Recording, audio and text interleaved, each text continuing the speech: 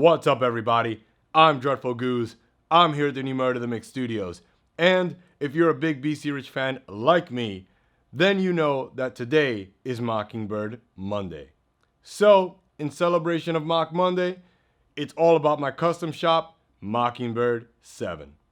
This is episode 2 in my little mini-series related to all my guitars, my whole entire guitar collection that I have here at the studio. So, I figured, you know what? A lot of people ask me a lot of stuff about this guitar, when it's from. They obviously ask me about the holes in it. And they ask me, what pickups are in there, etc., etc., etc. I've done another video with this guitar, and I don't know if you guys have seen it or not, but if you haven't, again, I'll put the video link right here in a card somewhere. When I got this guitar, it was in some pretty rough shape, and it was probably one of the first, I think maybe the first time I ever bought a guitar and where I was extremely disappointed with it. But, the seller was really cool and I was able to get everything sorted out. So long story short, now that I've had this guitar for several months, I absolutely love it. It's literally one of my best playing guitars and one of my best sounding guitars. And I really, every time I play it, I'm blown away by it. So this is episode 2. Let's kick off with some questions that you guys have about this guitar. So earlier today on my Instagram, I posted up a picture about this guitar and I let people know that I'm doing a video on it that I'm releasing later on tonight, which you're watching now. And I asked people to, share some things that they want to know about this guitar, ask me some questions related to this guitar. And so let's see what you guys had to ask. So the first response from one of my friends to my story is, "My wood looks nicer." My best friend responded to this story as well, and he says, "Is the horn of the guitar and your dick the same size?" That one is actually a question that I can answer. In fact, it's not the same size. Mine's a lot bigger. And who knows, if you guys keep, taking interest in the size of then maybe I might have to start an OnlyFans page, which is just like me playing guitar nude. You guys might like that. Maybe, maybe not. I don't know. Trying to see what works. Finally, we have a real question. We have DarryRush._.333 says, "How do you order from the BC Rich Custom Shop?" Well, the answer to that question is simple. You hit up Red Blanket Guitars and you tell them, "Listen, I'm looking to get a custom shop. What's up?" And let them know that your man Gooz sent you. The next question is from my man Kurt. Me and Kurt are actually working together on some music, and I also teach him guitar lessons. And speaking of that, I'm going to be doing a lot of online lessons now. I'm going to be starting some lessons with Sinister Metal Guitars very soon. And if you haven't checked out Sinister Metal Guitars, they run like the best freaking guitar page on Instagram. And it's no BS. It's not like, oh, here's my, pay $5 and I'm going to feature your guitar. No, he only posts the stuff that he likes, and he only posts some, he only posts badass metal guitars. So don't be coming up with, Fender or anything like that. Like, those are cool and all, but that page is for guitars like this. So if you like some cool metal shapes, definitely check that page out. And getting back to the whole lessons thing, yeah, I'm going to be teaching on Skype or whatever platform is easiest for you.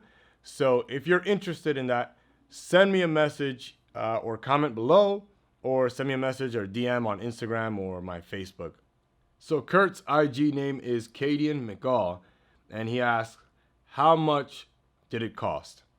So this guitar, I believe once everything was done as far as like import tax and, like next day delivery and all that stuff, I believe it was around like $2,500 in total.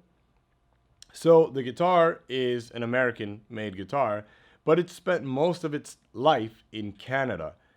And shout out to Chris Robert for, again, hooking me up with this thing and getting me in touch with the guy who sold this guitar to me. So the story on how I got this guitar was pretty cool.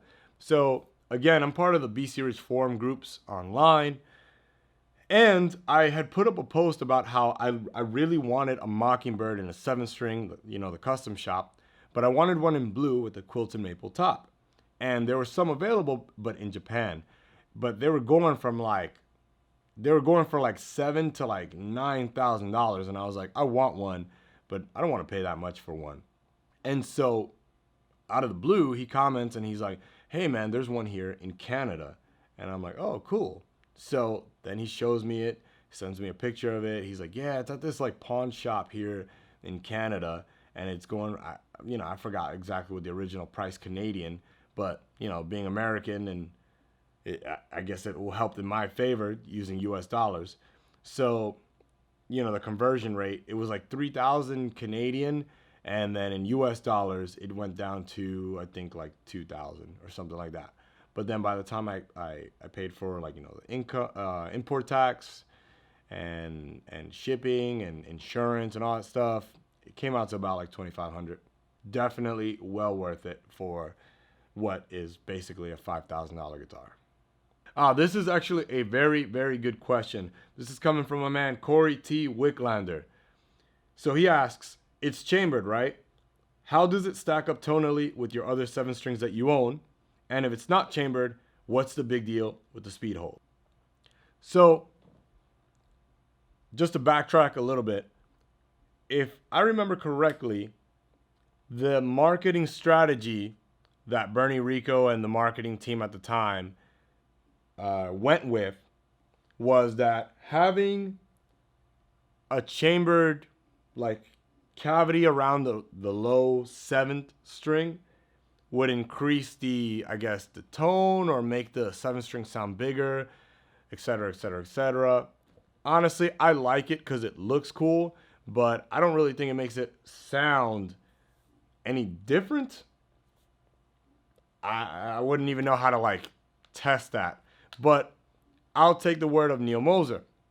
I spoke to Neil, and he himself was like, yeah, those tone holes really don't make a difference. They're not going to make your 7th string sound bigger just because of the holes, So I'll take his word for it any day. The dude's been building guitars longer than I've been alive, longer than a lot of you have been alive. He's in his 70s now, and he's still building guitars. The dude builds amazing, amazing axes. So if he says it don't do nothing, honestly, I don't notice the difference either. So there you go. And it's only chambered in this one little section. It's not like the entire guitar is chambered. It's just this one little section. Tonally, however, it is all maple, and I really, really, really like the fact that it's all maple with the exception of the ebony board. I guess if I remember correctly, maple's a pretty heavy wood, and this thing it's got some weight. I mean, I like heavy guitars, and it's only gonna get heavier. I'm gonna put a bunch of upgrades in it, but I'll talk to you more about that later. Tonally, what I really think makes a huge difference is obviously not only the maple wood, but the pickups. So this comes with the DiMarzio Blaze set. So it's a Blaze neck pickup and the Blaze bridge pickup.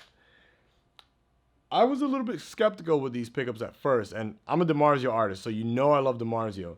But I'm used to really high output pickups. Like my favorite pickup is the X2N, and the other one is the Super Distortion, and the deactivators are really cool. So I'm used to the higher gain stuff.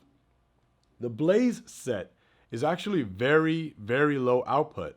So you would be like, why would you put it in a guitar that's meant to be playing, molten hot, high gain heavy metal? It actually makes it sound very, very thick. And I think one of the reasons why is because the pickup frequencies are actually scooped. So there's more bass, there's less mid, and there's, the trebles are about here. The bass and trebles are about here, and the mids are down here. They're scooped. So it sounds very big. It sounds very big and full. And I really, really, really like that. If you put this with a really good amp Or like I was telling my buddy from Sinister Metal Guitars the other day, if you put a nice like tube screamer type overdrive in front of the amp with this guitar, it really helps balance things out because you're sending a scooped signal, and then what the pedal is doing is kind of boosting the mids and shelving the lows, and it really helps balance things out. So it sounds really massive, really big without an overdrive, and it sounds even better or just as good, you know, just a little bit different flavor with an overdrive in front of it before it hits the amp. Again, I really like this thing, and it's heavy. It sounds heavy, and it actually is heavy.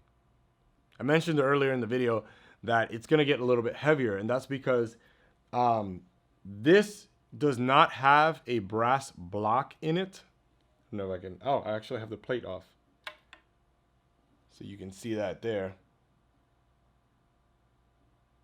This actually does not have a brass block in it, so I'm going to put a brass block in it. And I'm also going to end up putting noiseless springs and titanium inserts into the Floyd Rose saddles. I ordered them from FU Tone, and I'm really excited for them to come in. So once they come in, I'm going to do an A/B comparison in another video where it's just like, hey, is it really worth upgrading your guitars and your Floyd Roses with all this cool like brass blocks, titanium inserts, titanium screws, stainless steel? Is it really worth it? I'll do a video of that stuff when it comes in. Yo, the next question is from Brian Bauer. Yo, Brian's a cool dude, man, and he's got a really cool channel. Definitely show my man some support. I'm gonna throw his shit down in the comment section down below, so make sure that you check it out. Yo, so Brian asks, this is a good one, man. Other than BC Rich, what other guitars have you played with what other guitars have you, let me backtrack here. Other than BC Rich, what other guitars have you played that you really get along with? Wow, okay. Making me think here. So, well, I'm not a huge Ibanez fan as far as their guitars go, but I do really like their basses, and I have an Ibanez SR. You've probably seen that one in the last video or the video before that. So I do like Ibanez basses. They have good guitars, but they're not really my thing. But I like them. I guess I can, I guess if it was to be pass or fail, I would say pass. One set of guitars that I really like is I actually really like Strats. Like I really like Fender Strats. Why I don't have one? I guess maybe I haven't found the right one. But I really, really, really do like Fender Strats. There's just something about a single coil. I mean, I'm a huge Yngwie Malmsteen fan, so there's just something about a single coil in the neck. Man, that tone, I don't know. I think it's one of the best sounds that comes out of an electric guitar. The single coil neck pickup on a Fender, it's just an amazing sound. And I love the way the Fender necks feel. I love the way they play. I mean, yeah, I guess I really do like Fenders. Again, I don't know why I don't have one. Probably like I haven't found the right one.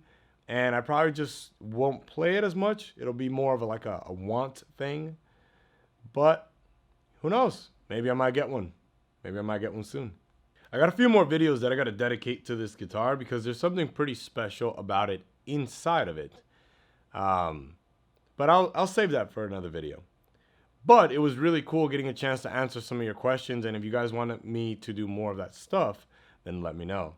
I might start putting more of that stuff on my Instagram story. I might put it on a Patreon where you guys can like dictate more of what I do if you're willing to become a Patreon member. Haven't figured it out yet. I have to see what I want to do, but thank you so much for watching.